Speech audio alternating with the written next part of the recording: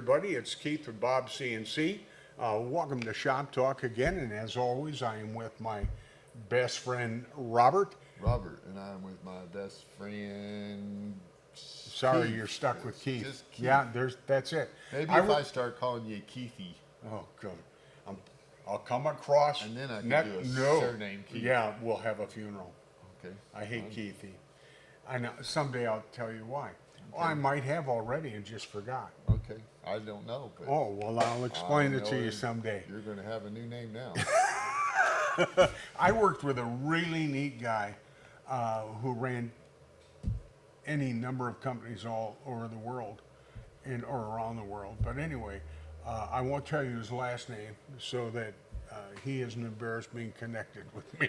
But his name's Robert. Mm-hmm. And he introduced himself as Robert. And I was asking him some questions because he wanted me to do some marketing stuff for this particular company. I said, Bob, what do you think of that? And there was just dead silence. And I looked up, and he was intently staring at me. And it was like, it's the kind of look you get just before you get fired. Ah. He said, my name is not Bob. Oh, he was concerned. Oh, about yes, that. I am Robert. Oh, Okay. yeah. So anyway, every time I see him, it's, hello, Robert. He can't even fire me, and he still intimidates me. But in any case, today what we're going to talk about, we're going to get more specific in designing your CNC. Okay. And you can make the best looking CNC in the world. You can have all the components well designed so they fit together. You can have all your geometry set up so that you're handling all the stress, the flex, and everything. And theoretically, you can have great resolution, all that kind of stuff. But it just sits there. It can't do anything. Yep. Because as I've discovered over the last year, you need a motor. You got to be able to do some things. Mm-hmm. And for me, the different motors in a CNC, or how to understand them, is something of a mystery. You talked about when you first designed your own CNC, things were so nascent, so much in the beginning of the CNC. I mean, far before this stuff ever became popular for the general population, that you had to pull your motors out of printers. Yeah, so we didn't have, like, you couldn't just go look on eBay and say, I need some stepper motors. And what is a stepper motor, and why do I need that one? All You know, right, we well, just that's it. Let's start there. We just had to start from where, well, the cool thing about CNCs are they need to move so far. Well, if you've played with motors at all, most DC, Slow down. What do you mean? you they need have to, move like, so if far? you want to move an inch, you have to move an inch. You can't move about an inch, right? If you're making a CNC, you need it to be precise where it's at, within, some sort of tolerance. Why? Well, so that you can, so if you're making a 2x2 box, you can go over two, over two, over two, over two, and then you got a 2x2 box. You can't go, if you have a DC motor, you just apply voltage and it spins, and it just kind of like goes about that far. Okay. A stepper motor steps, right? And you can control each step. So therefore, theoretically, you can control the distance. Now, it's not exact, right? Because, well, we microstep, so we bounce between two poles, and that's not exact. And then the poles themselves aren't exact, but it's staying close. It's better than taking a DC motor, right, and trying to control it. However, you can take a DC or an AC motor and control it, but you have to have an encoder. And those are typically called servos, right? So in today's modern world, you have really two types of motors. You have a stepper motor that can have encoders on it so that it has some feedback, but I still don't get that, but we can talk about that maybe. And then you have a servo motor that's actually a motor, a DC motor or an AC motor, or three-phase motor that has encoders that it uses what they call a PID loop to maintain its position. So you tell it to go here and it goes zip, and if it tries to get pushed off, it tries to push back, so it's right at that spot. So first of all, if you're into CNCs, you probably heard of NEMA 17, NEMA 23 is a big one for most hobby CNCs, 34, 42, they just go big. The thing that you need to understand about NEMA is it has nothing to do with how much power your motor has. Right. All it is a size. The hole positions are right here. Even the shaft sizes can be different between, you know, the same NEMA 23. One will be 8 millimeters, one will be 1/4 of an inch, right? The only thing that matters is the bolt holes and the mounting face have the right dimensions so that it will swap out. But you can buy a small NEMA 23 or a big NEMA 23. What's the difference? Well, they have a what they call a holding torque, which is how much torque they'll hold in the locked position. The thing about stepper motors that you need to be aware of is you can't spin them very fast. Well, you can, but you lose torque. So most of the time when you buy a stepper motor, it will come with a speed versus torque, right, curve, and you'll see that it drops off really fast.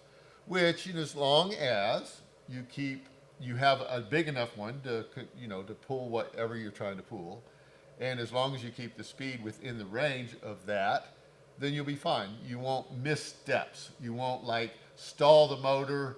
The controller thinks it's moved 5 inches, but it's only moved 4.5. So right? what that means to a customer is you're running G code Yep. and you're watching the G code run, and all of a sudden your motor stalls for whatever reason, the G code keeps going. Yeah. So now Those are your missed steps. yeah. So a stepper motor tried to go to the next step, but it stalled. It couldn't because it was being held, but it still sent the signal. So as far as the stepper motor is concerned, or the CNC is concerned, it's at the right spot when it's not. Those are actually called open loop systems, right? Because they have no idea. It tells it, hey, go over there, and it never checks to see if it got there.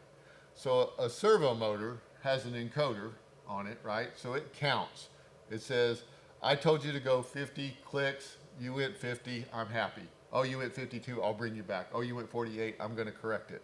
And then if it gets too far out, it will send a signal back saying, hey, this motor is jacked and it won't go where it's supposed to, and it will stop your machines. That's called a closed loop system, right? So you have stepper motors less expensive, and you can have encoders on there so that it can check. And then you have servo motors, which are DC or AC or 3-phase motor, right, that have encoders. Now, the reason I like servo motors is partially because they have the encoder system, so it's a closed loop, so you know when the machine's messed up. But that's not the biggest advantage for me for servo motors. It's the torque that they have is pretty constant. So whereas 400 RPMs is about the max I think you can run a stepper motor, you know, efficiently. Whereas, you know, 1,000 or 2,000 RPMs is what you can run a servo motor at without losing any torque. So for instance, our KL7s run at 1,000 inches per minute. And you can get a CNC to run with stepper motors at 1,000, but you could never cut at that. We could actually cut at 1,000 inches per minute. Like if you had the material that you were cutting, that you could do that with. So the difference that you're going to want to know is closed loop, open loop. Yep. Right? So it has a way of telling you that you're out of position. You need to understand that servo motors can send an alarm back. So can stepper motors. But the disadvantage that stepper motors have is they lose torque as they go faster. Now, you can get a bigger stepper motor, but you're still going to end up with that same amount of RPM, which means that you would have to gear your machine up to go faster if you wanted to go faster. Okay, so on our machines, NEMA 23s. We actually have on our smaller machines NEMA 17s, Right. and then on our large machines we have NEMA 23s. So why not a larger motor? Isn't bigger better? Not necessarily. It can be, right, if you need the power. So there's some other electrical things that are going on with inductance and stuff that I don't want to go into unless you just want to have that discussion. But it's basic. Most stepper motors, if you want more torque, they can make them longer, right? Because you know it's just a matter of how much magnets and coil room that you have. Right.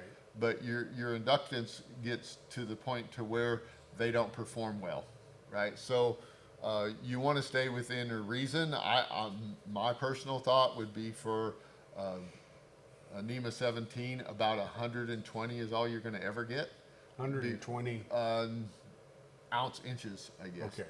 I should Yeah. probably convert that to metric. Whereas the NEMA 23, I would try to stay below 600. And I'm not an expert enough to talk about your 34s or your 42s, but I know my Bridgeport had NEMA 42s, and they were rated at 2,400 ounce inches, and they did not stall. I took a 1-inch bit right across the vise and just snapped that bit. And that was an expensive bit, and I cried. but yeah. So it was I mean, it had stepper motors on it, but they had encoders on it that I used for my digital readout. I didn't have a feedback, but I used it so that I could tell where my machine was. So, but anyway, that's the big difference for me, for motors. That's what you're going to have to decide. Don't get hung up on NEMA 23, NEMA 17, NEMA 32, 34. You need to understand the ounce inches or the amount of torque, and then you're going to have to understand the RPMs for a stepper motor's 400. So if you're designing a drive system and you want to go this fast, then you can do all of that math. Okay.